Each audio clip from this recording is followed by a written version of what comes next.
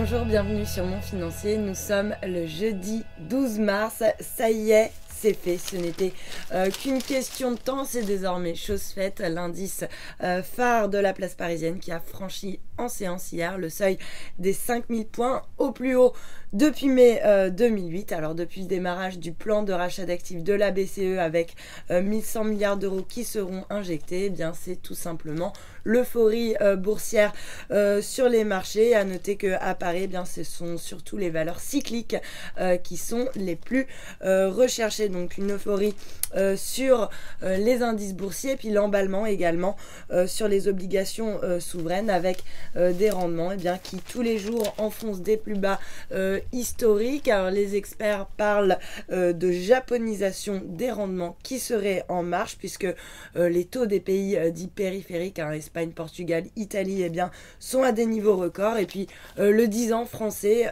qui est tombé sous la barre des 0,5%. C'est tout simplement du jamais vu.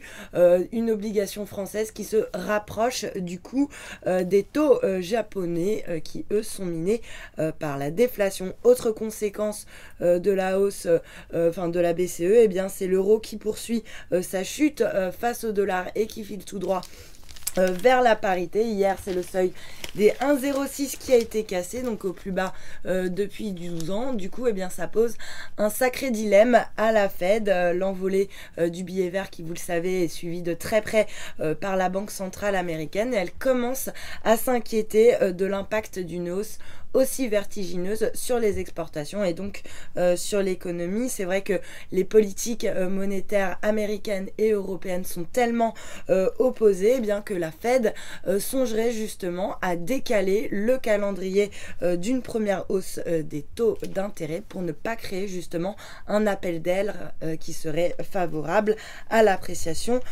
du dollar. On passe aux BRICS. Que reste-t-il de ces BRICS? Eh bien plus grand chose, le Brésil, la Russie vont mal, et puis en Chine, eh bien les statistiques se suivent et se ressemblent. Ça va pas très bien non plus. Alors on sait que la Chine est confrontée à un ralentissement de sa croissance, mais là tous les signaux sont vraiment au rouge. Le gouvernement, du coup, va devoir prendre de nouvelles mesures pour empêcher eh bien, que ce soft landing se transforme en hard landing. Et puis on termine avec une information insupportable de voir chaque mois des emplois qui sont détruits en France sans que les politiques ou même le gouvernement ne lèvent le petit doigt pour tirer la sonnette d'alarme et agir. Encore une année noire donc pour l'emploi en France en 2014 avec près de 74 000 emplois détruits. Puis un autre chiffre qui est assez triste: depuis la crise financière, près de